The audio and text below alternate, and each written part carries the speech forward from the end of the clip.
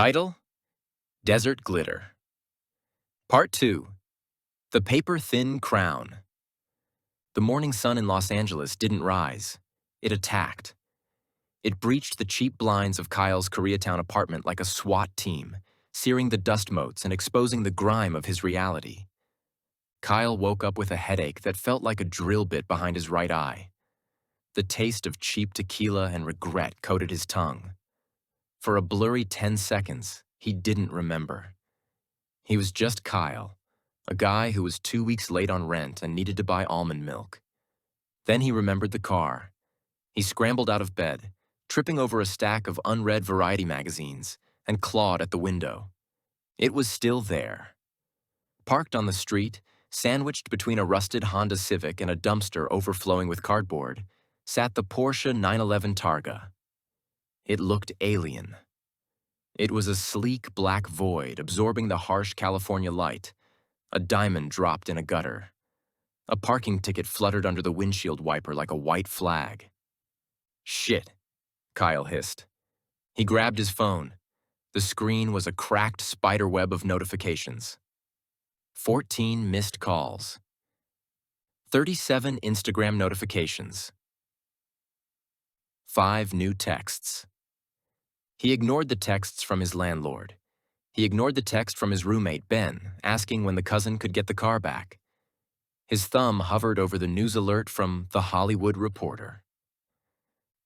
Producer Marcus Hamilton, in critical condition after apparent overdose at Hollywood Hills party. Kyle sank onto the edge of his mattress. He wasn't dead. Critical condition. Coma. That was worse. Dead men tell no tales, but men in comas can wake up and point fingers. He opened Instagram. The feed was a nausea-inducing scrolling monument to the shallow nature of the city. It was a digital vigil held by people who didn't care. There were photos of influencers posing with Hamilton at events from 3 years ago, captioned with broken heart emojis. "Praying for my mentor and best friend. You taught me everything. #legend, #Hamilton Strong." Kyle knew for a fact that the girl who posted it had been kicked out of Hamilton's office 6 months ago for leaking a script. Devastated. Hollywood won't be the same without your light. This one from an actor who had sued Hamilton for unpaid residuals last year. Whispers like smoke just circle around, Kyle thought. They vanish faster than the ice in the glass. Everyone was leveraging the tragedy. It was a race to see who could be the most devastated, who could claim the closest proximity to the fallen king. It was grief as a networking strategy. Then Kyle saw his own DMS. Cynthia, assistant. Kyle, call me immediately. Silas wants to talk to you. Cynthia, assistant. I saw you with him, right before he dropped. You have the package? Cynthia, assistant. Pick up. This is serious. Kyle staring at the phone. Silas. Silas Vance was Hamilton's rival, a younger, hungrier producer who operated out of a converted warehouse in Culver City and was known for poaching talent like a shark in a wading pool. Why did they want to talk to him? I saw you with him. Kyle closed his eyes. He replayed the scene. He had shoved the script at Hamilton. Hamilton had laughed. Then Hamilton had collapsed. To the observer, to Cynthia, watching through the haze of vape smoke and ambition, it might have looked different. It might have looked like a handoff, a confidential exchange, a final decree. Everyone's somebody. No one knows who they are. Kyle stood up. He looked around his apartment. The peeling paint, the empty fridge, the looming eviction. He looked at the Porsche outside, the borrowed crown that didn't fit. He could call Ben, return the keys, go back to Wisconsin, and freeze to death with his integrity intact. Or he could answer the phone. He picked up the phone. Kyle!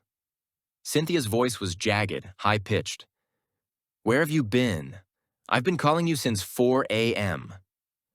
I was processing, Kyle said, his voice raspy. It sounded appropriately somber. Listen, Silas knows. He knows you were the last one Marcus spoke to. He knows about Echo Park. Kyle froze. Echo Park was his script, the one Hamilton hadn't even looked at. He does? Stop playing coy, Kyle. Marcus had been talking about a secret project for weeks to keep investors on the hook. We all thought he was bluffing. But then I saw you. I saw the way he looked at you, the intensity. And then he goes down? It's poetic. It's a sign. She was rewriting history in real time. She was filling in the blanks of a senseless overdose with a narrative that made sense for business. She needed a reason for the chaos. She needed a product to sell. Silas wants to meet. Lunch? The Ivy? Noon. Cynthia, I don't know. Don't be stupid. Marcus is out. The company is going to freeze. Assets locked. If you have the IP, if you have the rights, you need a lifeboat. Silas is the lifeboat. Kyle looked at the Porsche again. He looked at his reflection in the mirror, unshaven, pale, eyes wide with terror. I'll be there, Kyle said. He showered in cold water because the gas had been shut off. He put on his only suit, a charcoal gray number he'd bought for a funeral 2 years ago. It was a little tight in the shoulders, a little loose in the waist. It was perfect, flaky and flawless. He went down to the street. He snatched the ticket off the windshield and crumpled it into his pocket. He slid into the driver's seat of the Targa. The engine roared to life, a sound that vibrated in his teeth. He felt a surge of power that had nothing to do with horsepower and everything to do with perception. In this car, he wasn't Kyle from Wisconsin. He was Kyle Vane, the guy who held the keys to the kingdom. He drove to Robertson Boulevard. The traffic was a nightmare, a river of chrome and frustration. He didn't care. He had the AC blasting. He had the radio on. Show up late, leave early. He arrived at 12:15 p.m. The valet at the Ivy was judging him before the car even stopped rolling. But when he saw the 911, the judgment shifted to deference. Keep it close, Kyle said, tossing the keys. He channeled Marcus Hamilton. He channeled the arrogance he had despised only 12 hours ago. Yes, sir. He walked through the white picket fence, past the paparazzi who were waiting for a Kardashian, and into the patio. The scent of roses and expensive grilled fish hit him. Cynthia was waving from a corner table. Sitting next to her was Silas Vance. Silas was a man who looked like he had been 3D printed out of sharkskin. He was bald, wearing sunglasses he didn't remove, and typing on 2 phones simultaneously. The man of the hour, Silas said, not looking up. Sit. Kyle sat. He ordered an iced tea. His hands were shaking under the table. Sad business about Marcus, Silas said, finally putting one phone down. Tragic, but you know. The lifestyle.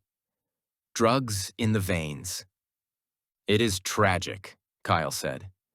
Cynthia tells me you have the Echo Park script, the one Marcus was betting the farm on. Kyle looked at Cynthia. She nodded encouragingly.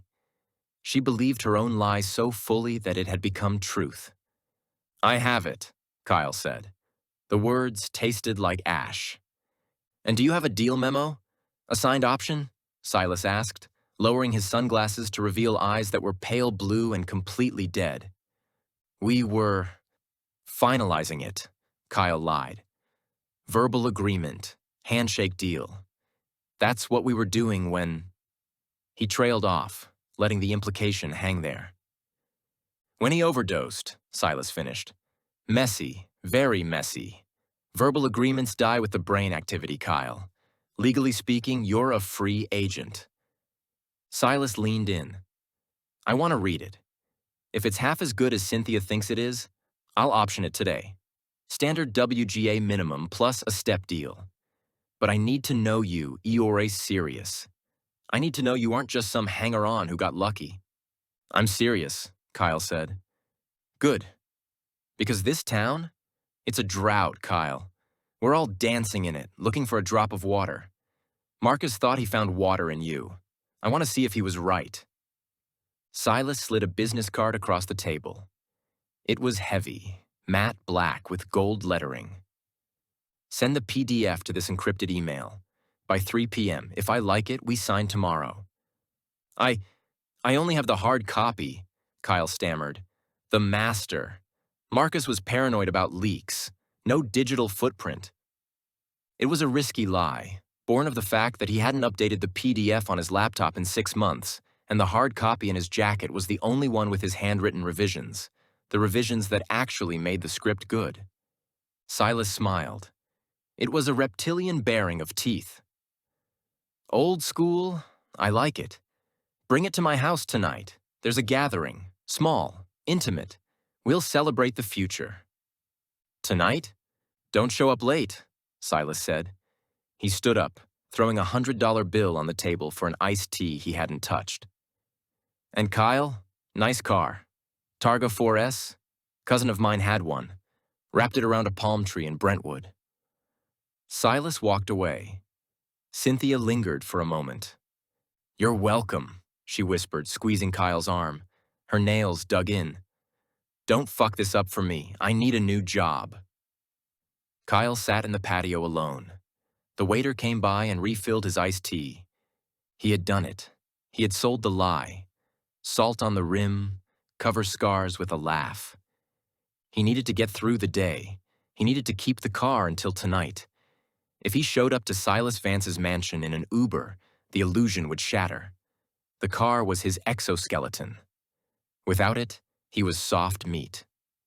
His phone buzzed. It was Ben, his roommate. "Ben. Dude, seriously, my cousin is freaking out. He's out of rehab early. He needs the car. He says if it's not back by 5, he's reporting it stolen." Kyle stared at the text. 5 p.m. Silas's party wasn't until 9.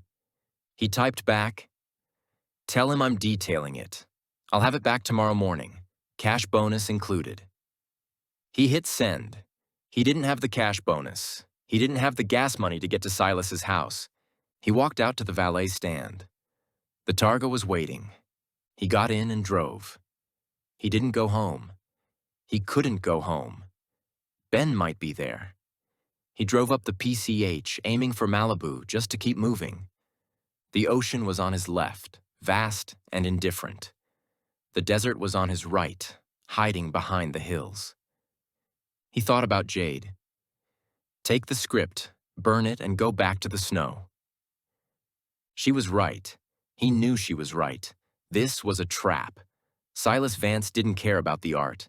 He just wanted to steal whatever crumbs Marcus Hamilton had left behind. Kyle was trading one master for another, dancing for a new king.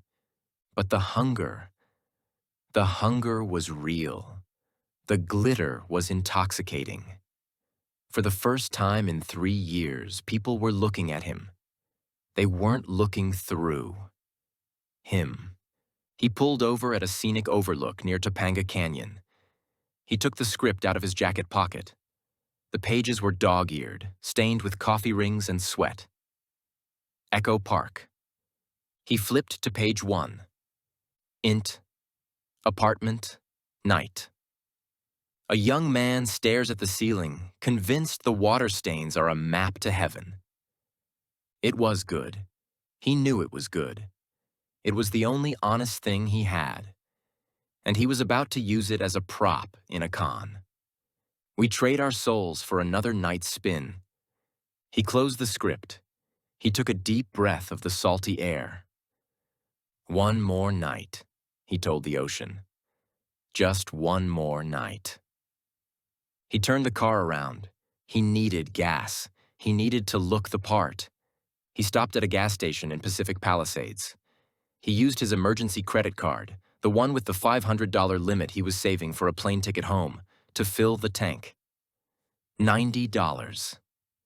As the pump clicked, a black SUV pulled up to the pump opposite him. The window rolled down. "Hey!" a voice called out. Kyle looked up. A guy in a hoodie was staring at him. He looked rough, tired. "Nice ride," the guy said. Thanks, Kyle said, tense. You look like you're having a day, man. You have no idea. The guy nodded. He looked at the Porsche, then back at Kyle.